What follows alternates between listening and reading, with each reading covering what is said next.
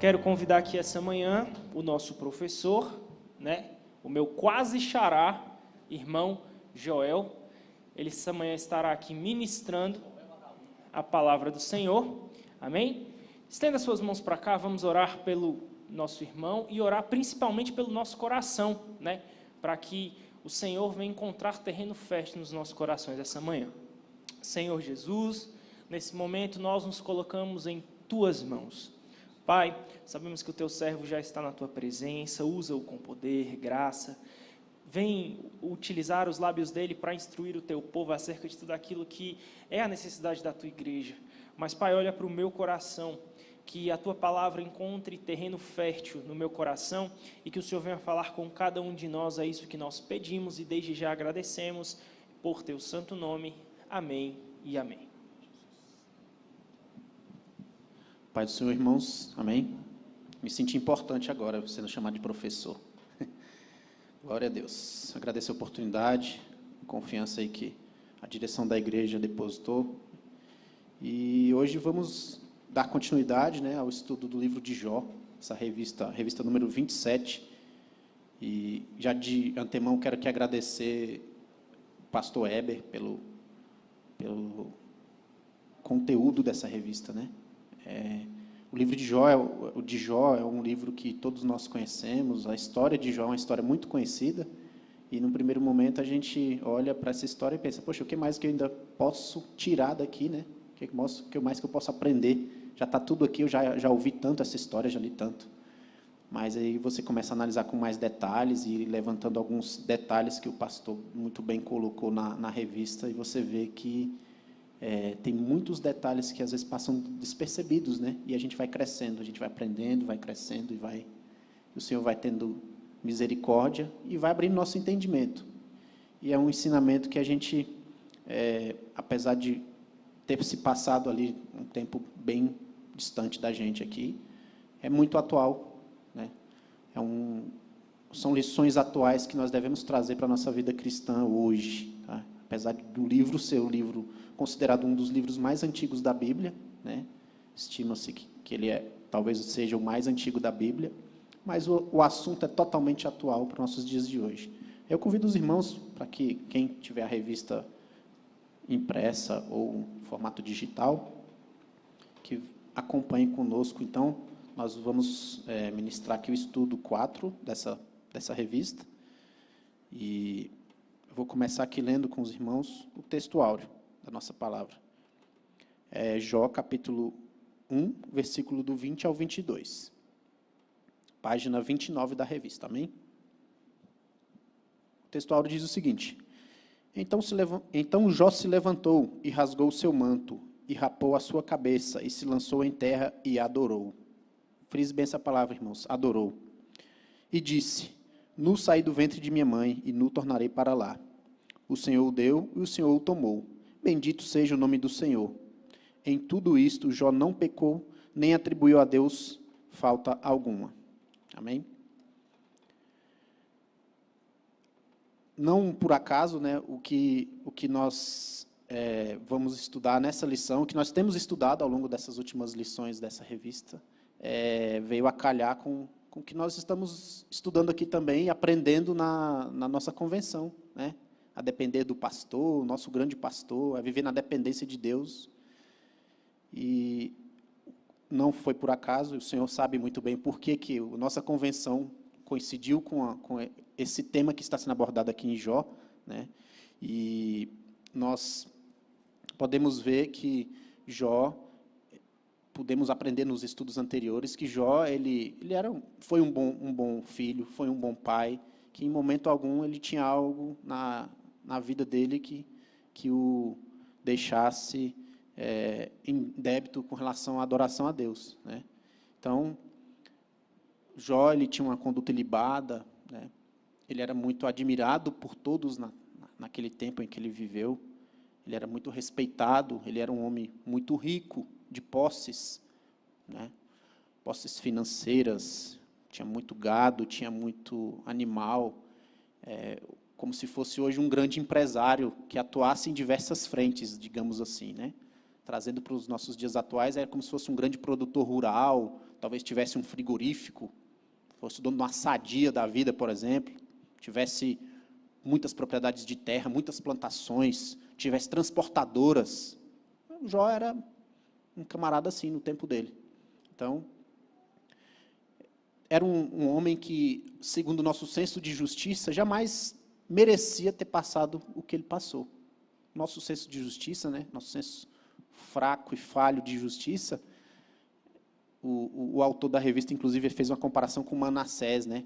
Manassés, filho do rei Ezequias, foi um homem que fez o que era mal aos olhos do Senhor, pecou, e se de repente acontecesse com ele o que Jó passou, nosso senso de justiça talvez nos diria assim, não, ele mereceu porque ele foi muito mal, ele queimou os filhos dele, ele sacrificou os filhos dele no fogo, ele mereceu porque ele adorou deuses estranhos, ele ergueu altares dentro do templo do Senhor, então ele merece. Agora Jó não, Jó, se a gente fizer voltar para a história dele e analisar a vida de Jó, não há nada para que a gente olhe e diga, não, Jó está passando por isso, por conta, né, disso aqui que ele semeou. A lei da semeadura está na vida de Jó, está mostrando que aquilo que você semeia, você colhe. Não, Jó foi totalmente contrário. Jó era reto, íntegro, sincero, temente a Deus, se desviava do mal. Nós vimos aí nas lições passadas, né, com mais detalhe, inclusive detalhes geográficos de onde é que Jó provavelmente viveu, habitou, quais foram as influências que ele teve, né? Então, assim, a gente imagina que ele aprendeu muito com seus pais, viveu no tempo dos patriarcas e ele herdou essa herança de servir a Deus com retidão. E não havia nada que o desabonasse. Amém? E a gente sabe, já conhecendo a história, que mesmo com essa conduta ilibada, mesmo com essa vida reta e íntegra, ele sofreu muito na sua vida. Sofreu o que eu, particularmente, eu não suportaria, sinceramente falando com os irmãos. Ele provavelmente estaria em um outro patamar diferente do meu, porque perder tudo o que ele perdeu, a gente vai detalhar um pouco aqui do que foi, quais foram essas primeiras perdas, né? Irei falar aqui com os irmãos sobre a perda dos bens e dos filhos de Jó.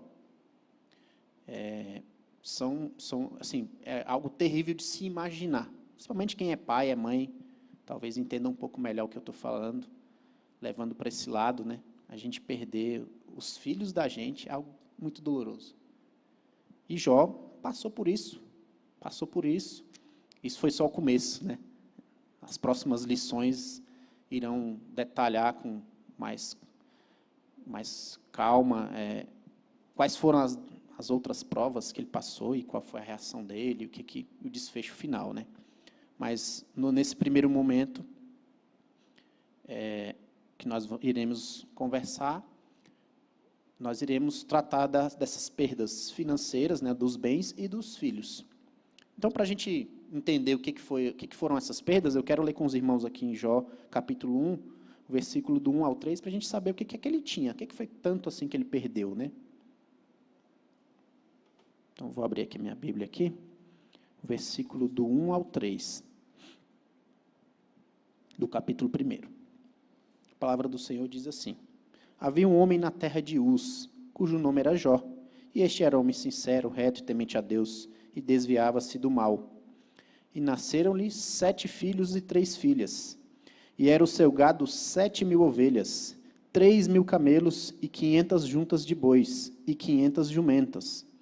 Era também muitíssima a gente a seu serviço, de maneira que este homem era maior do que todos os do Oriente. Amém?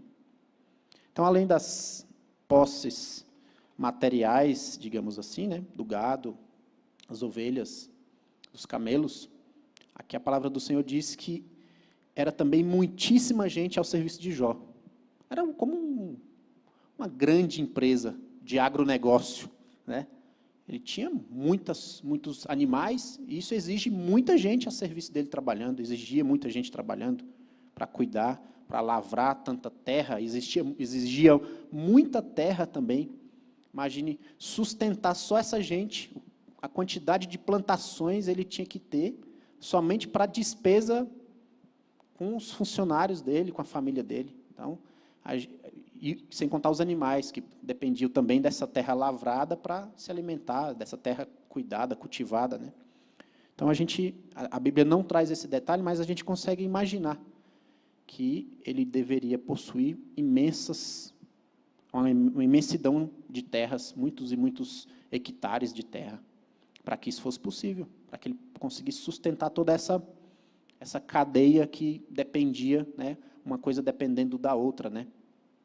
A agricultura ali para que ele comercializasse talvez alguns produtos, mas também para prover alimento para a sua família, para os seus funcionários, para os seus animais. Então, imagine que era uma logística muito grande, né, de produção, de comércio. Então, esses eram os bens que Jó tinha.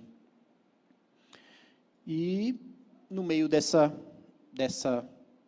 situação, como já foi estudado nas lições anteriores, um belo dia, Satanás foi se apresentar diante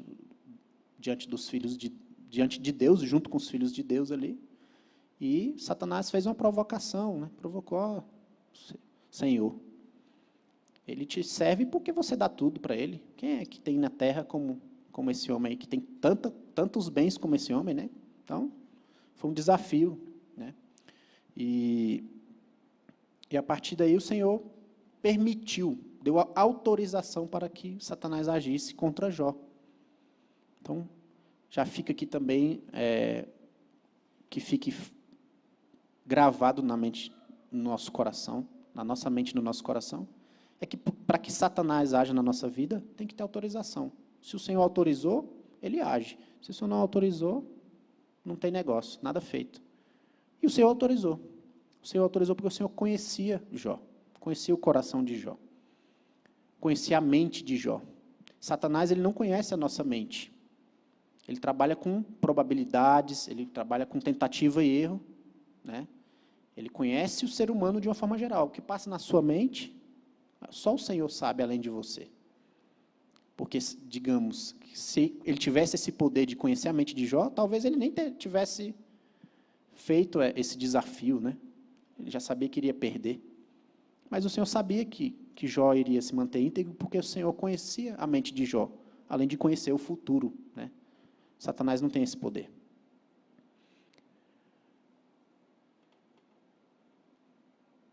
Agora, eu quero ler com os irmãos do versículo 6 ao 12, desse mesmo capítulo, só para a gente novamente contextualizar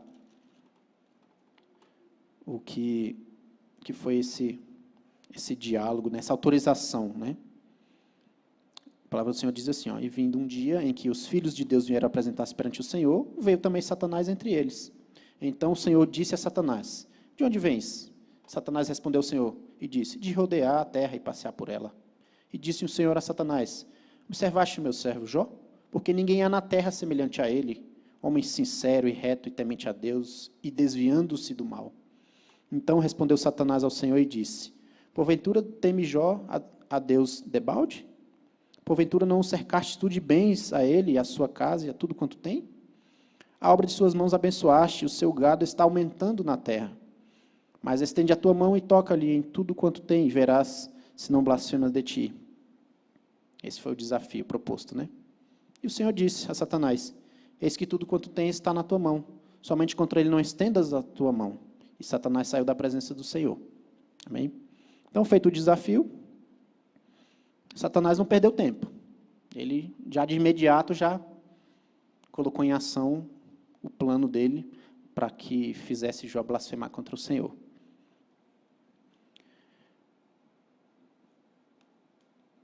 E a palavra do Senhor nos diz aqui, a partir dos versículos 13 em diante, desse capítulo 1, ela narra com detalhes, né, o que se sucedeu.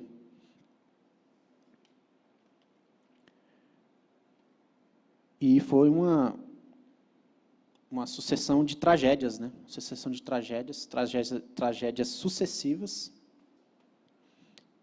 arquitetado pelo diabo, de forma que não houvesse sequer tempo de Jó reagir, de Jó tentar se defender, de Jó tentar tomar qualquer que fosse a atitude. Pela quantidade de bens que Jó possuía, a quantidade de terras, e pelo enredo como ele é relatado aqui na Bíblia, como essa história é contada na Bíblia, a gente subentende-se que os fatos eles não ocorreram simultaneamente, não aconteceu tudo de uma vez só, até porque o próprio Jó às vezes teria percebido, né? Mas Satanás trabalhou para que as notícias chegassem de forma simultânea. Então, a notícia ela foi dada uma após a outra, para que não houvesse a menor chance de reação da parte de Jó, para que não houvesse nenhum tipo de reação da parte dele. A primeira notícia que veio, né, está aqui no versículo 13.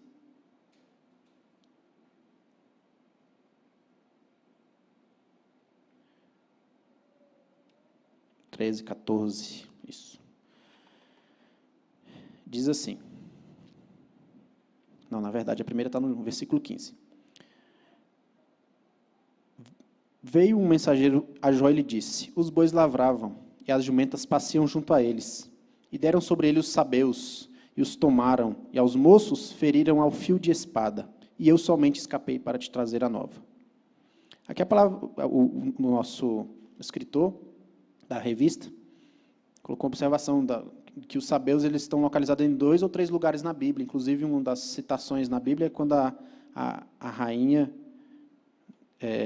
de Seba, na Arábia do Sul, ela visitou Salomão. Então, é uma das citações, né? Eles é um povo conhecido por serem mercadores. Não são conhecidos como ladrões na Bíblia, né? Então, isso nos chama a atenção.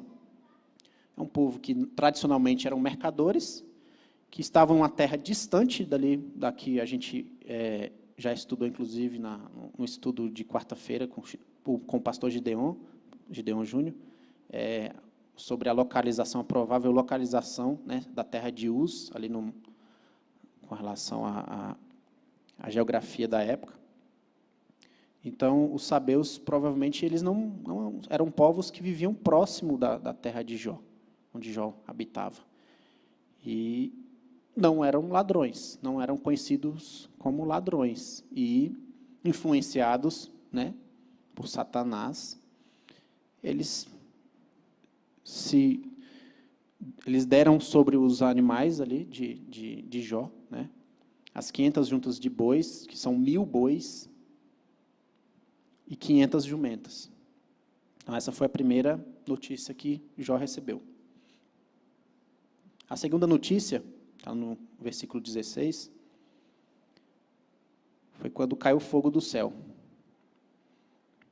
A palavra do Senhor diz assim: estando este ainda falando, veio outro e disse: fogo de Deus caiu do céu, e queimou as ovelhas e os moços, e os consumiu, e só eu escapei para te trazer a nova. Aqui, mais uma vez, Satanás agiu, consumindo os bens de Jó e também os seus funcionários, seus empregados ali, seus servos, né? A palavra de Deus aqui não quantifica quantos servos morreram, né, nesses 2 ataques, por exemplo, mas a gente imagina que era muita gente, pela quantidade de bens que era cuidada, pela quantidade de animais que eram cuidados, né? Então, eram muitas pessoas. E ninguém vê os seus animais, como aqui nessa primeira notícia do roubo por parte dos sabeus. Ninguém vê seus animais serem roubados e assiste de camarote, de mãos cruzadas. Então, imagino que houve uma peleja, né? Houve uma peleja. E os sabeus mataram todos os servos. Eles tentaram defender ali a propriedade, a posse de Jó, mas foram mortos, a fio de espada. Nessa segunda notícia, que foi o fogo que caiu do céu, foram mortas 7.000 ovelhas. Naquele tempo, e no Antigo Testamento como um todo, nós víamos que as ovelhas elas eram utilizadas em sacrifícios a Deus, né? Até nisso, Satanás foi maldoso, quis usurpar aquilo que os servos de Deus fazem para ele, né?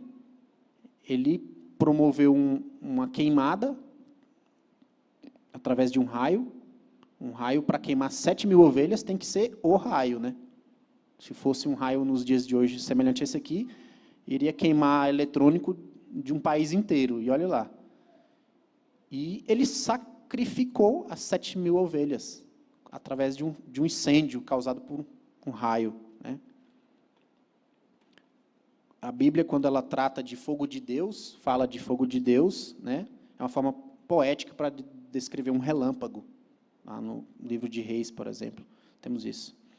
Então, nesse caso, para matar 7.000 ovelhas, foi um relâmpago de responsa. Consumir 7.000 ovelhas e centenas de pessoas que estavam com elas, né? Mas como que isso poderia ter acontecido? Provavelmente, as ovelhas pastavam, né, em algum local em que esse local também se incendiou por conta do raio, e todos morreram queimados. O fato é, todos menos um que sobrou para contar a história. Então, era preciso preservar um para que ele fosse o portador da má notícia até Jó. A terceira notícia está lá no versículo 17. Estando este ainda falando, né? Então, estando o mensageiro anterior ainda falando, o próximo já se apresentava. Estando esse ainda falando, veio outro e disse: ordenando os caldeus 3 bandos, deram sobre os camelos, e os tomaram. E aos moços feriam ao fio de espada, e só eu escapei para trazer a nova. Então, aqui, novamente, um outro povo que, em tese, não era vizinho da terra de Uz, deu sobre os animais de Jó, e ele tinha 3.000 camelos.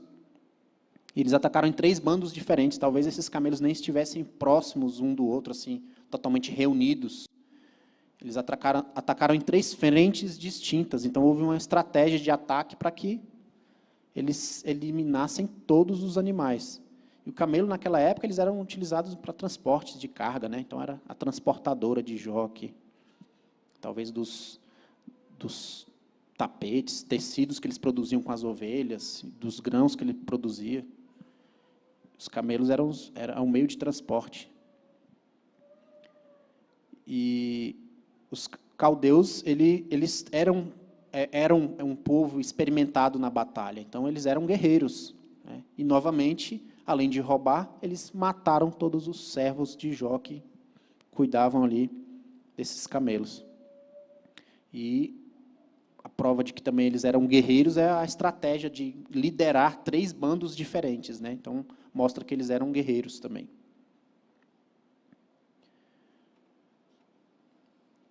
Bom, com esse último ataque, os bens, a parte financeira, material ali de Jó, se foi, né? De uma hora para outra, ele passou do homem mais rico ali do Oriente para não ter mais nada, passou a não ter mais nada. É como se o homem mais rico aqui do mundo hoje acordasse de manhã e o Elon Musk acordasse de manhã, fosse ver o saldo bancário dele, as ações, as participações em empresas, e ele não tivesse mais nada. Então, é algo aterrorizante, né? Muito aterrorizante. Satanás, ele pegou no que talvez fosse o ponto fraco de Jó, o que muitas vezes é o ponto fraco do ser humano, que é a parte material, a parte financeira, né? Mas isso ainda não era tudo, né? Ele ainda tinha que causar uma desgraça ainda maior na vida de Jó, que era ceifar a vida dos filhos dele. E essa foi a 4ª notícia ruim que Jó recebeu. Está no capítulo 1, versículo 18 e 19. A palavra diz assim: estando ainda este falando, veio outro e disse: estando seus filhos e filhas comendo e bebendo vinho, em casa de seu irmão primogênito, eis que um grande vento sobreveio da além do deserto, e deu nos 4 cantos da casa, a qual caiu sobre os jovens, e morreram. E só eu escapei para te trazer a nova. Aqui, claramente, a gente consegue perceber que não se tratava de uma tenda, era uma casa. Era uma casa, né? Uma casa, não devia ser muito pequena essa casa. E ela não era dentro de uma cidade, por exemplo, porque o moço teve que se deslocar para levar a notícia, né? Não é algo que Jó conseguiria, talvez, ver da propriedade dele ou da casa dele esses acontecimentos. Então, isso demonstra também, está implícito, é claro, não está escrito na Bíblia, mas a gente subentende-se que há a imensidão de terras que existia ali nas mãos de Jó, né? A prova de que eram terras grandes e, às vezes, longínquas uma parte da outra, é que esses eventos ele não conseguiu presenciar de onde ele estava. Então, foi necessário que portadores viessem trazer as notícias, né? E cada um desses desastres eles podem ter acontecido, né, dias ou mesmo semanas antes da notícia chegar, dada essa distância, talvez, geográfica ali de cada evento, né? A casa do filho mais velho provavelmente não ficava mais de 1 dia ou 2 de viagem da casa de Jó. Mas a estratégia de Satanás foi que a notícia chegasse junto, né? Todas as notícias chegassem de uma só vez. E para justamente não ter nenhum sequer reação da parte de Jó, não ter tempo de reação. Digamos que de onde ele tivesse visto o primeiro ataque, por exemplo, né? Quando os sabeus ali deram sobre o gado e as jumentas dele. Ele poderia ter montado um contra-ataque, por exemplo.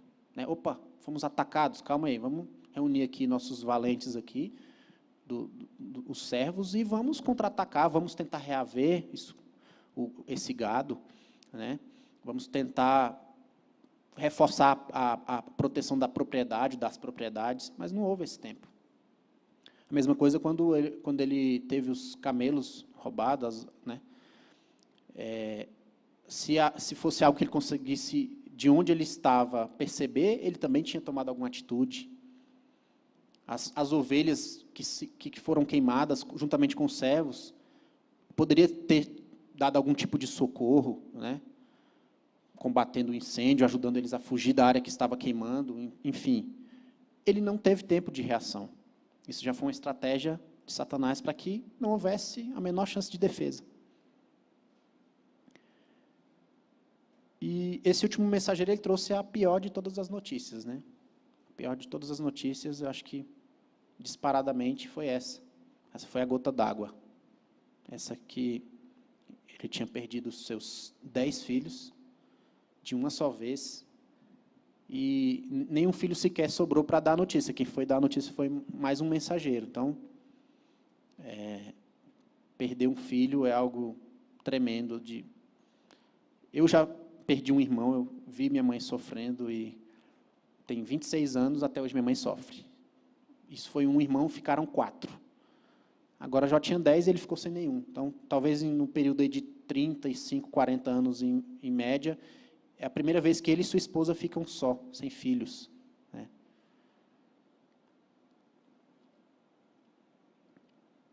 Toda a família dele foi desfeita ali com aquele ataque. E essas 4 pragas, elas revelam que Jó, né, revelam a Jó que todas as forças do céu e da terra estavam contra ele. Veio o ataque do céu, veio o ataque por terra.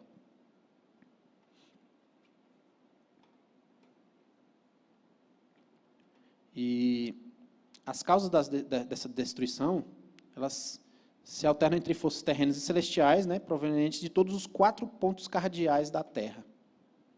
Os sabeus vieram do sul, os raios de uma tempestade do oeste, os caldeus do norte, e o vento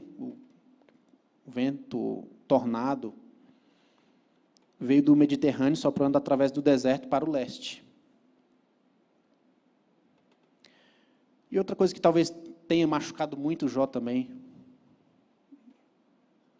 com esses acontecimentos, é que ele não recebeu a visita de nenhum profeta para avisá-lo do que ia acontecer. Deus não falou para ele.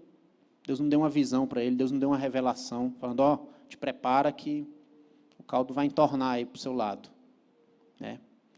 Te prepara que os sabeus vão roubar teu gado, que os caldeus irão roubar os teus camelos, que vai descer o fogo do céu e vai consumir suas ovelhas, seus servos. Todos os seus servos serão mortos. Não houve nenhum tipo de aviso, não houve nenhum tipo de preparo prévio para que ele pudesse suportar tamanha aflição. Certamente isso também machucou muito Jó. Ele se sentiu só ali naquele momento. Mas, ao mesmo tempo, ele se manteve firme. Né? Uma firmeza que talvez pouquíssimas pessoas nessa terra teriam capacidade de ter. E qual foi a reação? A reação desse homem diante de tamanha dor, de tamanho sofrimento. O versículo 20 ao 22 nos conta qual foi a reação de Jó. A palavra do Senhor diz: Então Jó se levantou e rasgou o seu manto, e rapou a sua cabeça, e se lançou em terra e adorou, e disse: Nu saí do ventre da minha mãe, e nu tornarei para lá. O Senhor deu, o Senhor tomou. Bendito seja o nome do Senhor. Em tudo isso Jó não pecou, nem atribuiu a Deus falta alguma. Então, Satanás perdeu mais uma vez. Né? Ele apostava que Jó iria blasfemar diante de tantas atrocidades. Pegou tudo aquilo que era mais importante para ele, aqui na terra, materialmente, né, financeiramente, familiarmente falando também.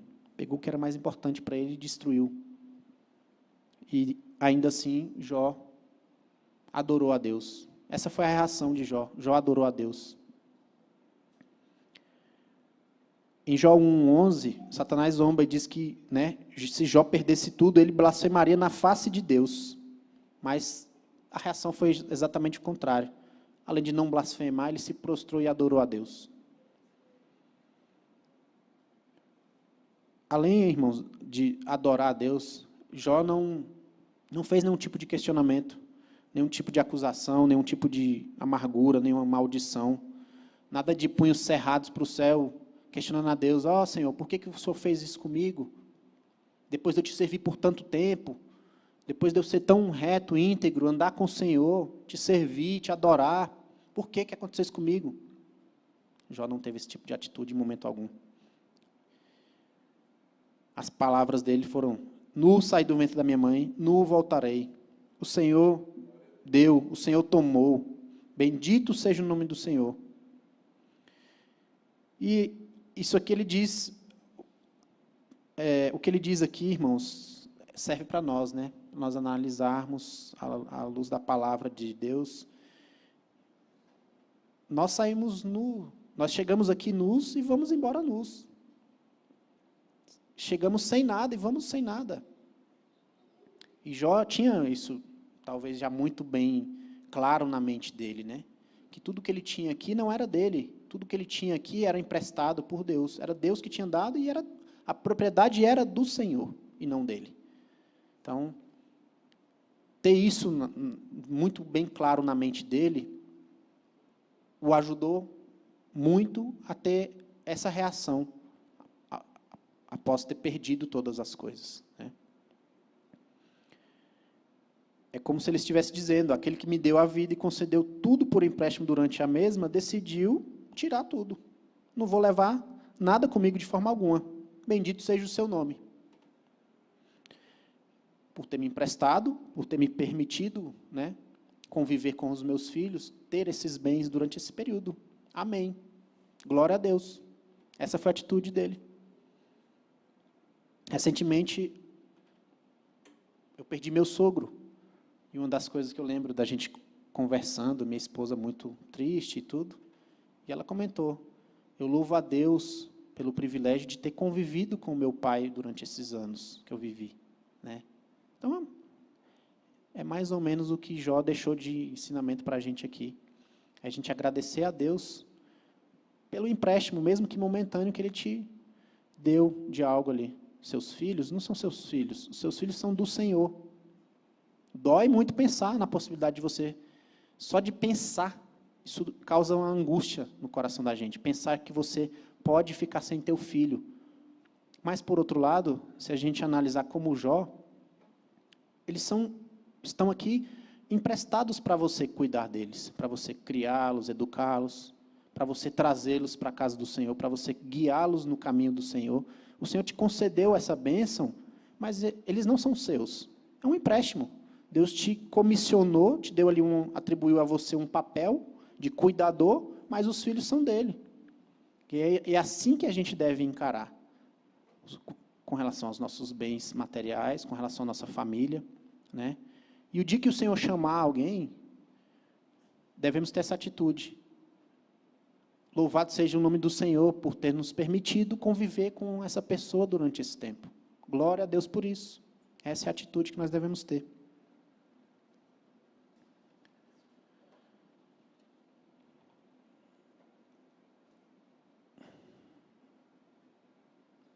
Você não possui secar os seus filhos. Só repetindo mais uma vez. Seus filhos são de Deus, dados por empréstimo para você cuidar, criar, alimentar, amar. O que eu particularmente encarei como a pior das perdas, que foi os filhos, meditei bastante nessa palavra, nessa reação de Jó, em ele louvar a Deus, adorar a Deus, por Deus ter permitido, né, que ele tivesse esses filhos ao lado dele durante esse tempo. Paulo, em sua carta a Timóteo, a primeira carta de Paulo a Timóteo, no capítulo 6, ele fala o seguinte: porque nada temos trazido para o mundo, nem coisa alguma podemos levar dele. Tendo sustento e com que nos vestir, estejamos contentes. Não é proibido nós acumularmos riquezas na terra, não é pecado nós termos bens, não é pecado nós termos posses. Agora, isso não deve ser o nosso mote de vida. Nós não devemos viver em função dos bens, daquilo que nós acumulamos. Nós devemos viver para o Senhor e sermos gratos a Ele. E tudo aquilo que você tem, meu irmão, tudo aquilo que eu tenho, foi o Senhor que deu. Foi o Senhor que concedeu pela tua bondade, pela misericórdia dEle. Não é você que conquistou com seus braços. Ah, eu é que conquistei, isso aqui é meu porque eu conquistei. Não, foi o Senhor que te deu, com a misericórdia dEle. Sem a misericórdia do Senhor, você não teria nada. Nós não temos nada, nós não somos nada, tudo é dEle. Se a gente passar a encarar dessa forma, o dia que o Senhor tirar alguma coisa, permitir que algo lhe seja tirado, isso pode acontecer com qualquer um de nós, né? Todos nós estamos sujeitos a perder, porque a vida não é um jogo de ganha-ganha, a nossa vida é um jogo que às vezes a gente ganha e às vezes não. É uma montanha russa, uma hora você está lá em cima, outra hora você está lá embaixo, né? Nós temos aprendido aqui ao longo desses dias de convenção a depender do nosso pastor, do nosso supremo pastor, a viver na dependência dele. Isso quer dizer que você vai estar sempre por cima, sempre feliz, sempre alegre, radiante? Não. Jó, diante dessas provas, ele não ficou radiante, alegre, saltitando. Não, aqui fala que ele se prostrou, né? A palavra que é utilizada aqui fala que ele desabou. Ele desabou, ele desmoronou. Porém, ele não blasfemou contra Deus. Ele desabou ali, mas ele fez o quê? Adorou a Deus.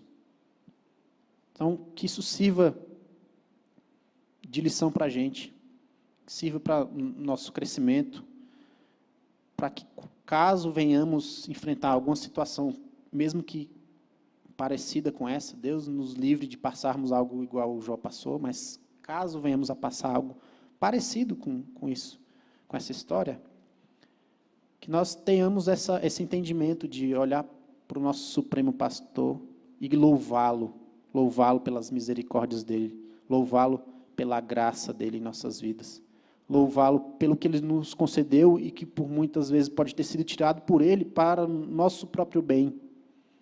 Às vezes, no primeiro momento, a gente pode encarar como algo ruim, né? A palavra do Senhor diz que nenhuma correção no primeiro momento ela lhe parece boa, mas lá na frente surte o efeito necessário e você glorifica a Deus. O pai que ama o filho corrige o filho, a palavra do Senhor diz.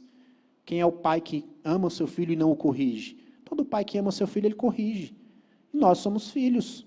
Nós somos pais, mas nós somos filhos. E enquanto filhos, devemos nos submeter à vontade soberana do Senhor.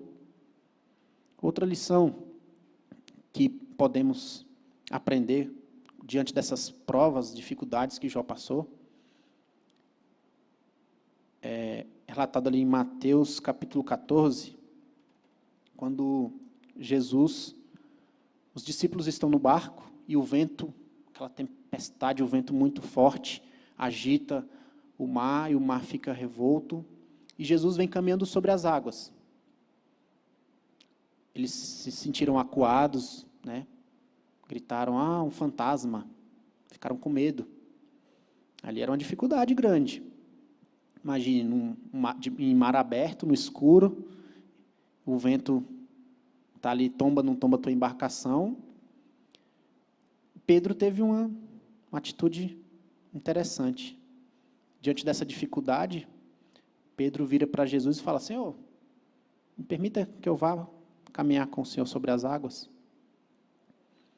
Então, irmãos, a lição que a gente tem dessa passagem é a seguinte, fazendo uma reflexão aqui com o que Jó passou, que nós não sejamos apenas servos de Deus, que clama a Deus para nos livrar das tempestades. Nós devemos clamar? Sim, claro. Estou em perigo, primeira coisa, Pai, me socorre. Ontem o pastor do Piauí, ministrando aqui, contou a experiência que ele teve lá de uma picada de arraia, e o pai dele, segura firme aí e tal. Ele disse que a dor até amenizou. Segura aí que está doendo, mas fica firme aí. Então, pai é isso. Pai é para te acudir mesmo, para te socorrer. Quem é que diante de uma tempestade, de uma aflição, não vai pedir socorro para o seu pai? Nós temos que pedir mesmo, nós somos filhos. Pai, me socorre, pelo amor de Deus, me ajuda aqui. Agora, nós podemos também, além de pedir o socorro, que é óbvio que iremos pedir, devemos realmente pedir, mas nós podemos também pedir para o Senhor que nós tenhamos experiências sobrenaturais com Ele no meio dessas tempestades, no meio dessas aflições. Foi o que Pedro fez. No meio da tempestade, da aflição, ele clamou a Deus para ele ter uma experiência. Ele quis uma experiência sobrenatural com o Senhor durante aquele momento. E ele teve. Então, fica aí a reflexão. No momento de aflição, vamos adorar. Essa é a postura de um verdadeiro adorador. Adore a Deus, independente da circunstância. Mas no meio de uma tempestade, no meio de um mar revolto, peça também para o Senhor, para Ele te dar experiências com Ele, que Ele te concede. Isso te forja uma pessoa melhor, te transforma numa pessoa melhor, isso te capacita, isso vai te dar um crescimento espiritual. Amém? Não sobreveio a votação que não fosse comum aos homens. E Deus é fiel. Ele não permitirá que vocês sejam tentados além do que podem suportar. Mas quando forem tentados, Ele mesmo providenciará um escape para que o possam suportar. Amém? Encerro aqui esse nosso estudo. Espero que os irmãos tenham sido edificados, assim como eu fui. E assim como o Senhor falou comigo nos estudos anteriores, do Alex, do Joãozinho, falou muito comigo nesse estudo. Eu creio que nós iremos aprender muito ainda com os próximos estudos, né? O próximo estudo será abordada a doença que Satanás colocou sobre a vida de Jó. E eu sei que isso nos trará um crescimento diferenciado em relação àquilo que nós praticamos na nossa vida. A forma da gente reagir como servos de Deus, ela vai se moldando, na medida que a gente vai aprendendo com o que Jó passou, com as reações dele. Isso tende a nos ajudar também a suportar o que nós temos passado hoje. Talvez o que você esteja passando hoje não chegue nem aos pés do que Jó passou. Mas talvez essa luta ela tenha o poder de te desestruturar, de te entristecer, de te afastar de Deus. É possível? É. Você não precisa perder todos os seus bens e seus filhos para você, de repente, cair numa desgraça como essa de Jó, viver Mas o Senhor é fiel para nos sustentar, como a palavra de Deus disse aqui em Coríntios 10, 1 Coríntios 10, 13, Ele não nos tentará além daquilo que nós podemos suportar, e junto com a tentação Ele dá também o escape. Amém? Agradeço a oportunidade. Deus abençoe os irmãos. A paz do Senhor.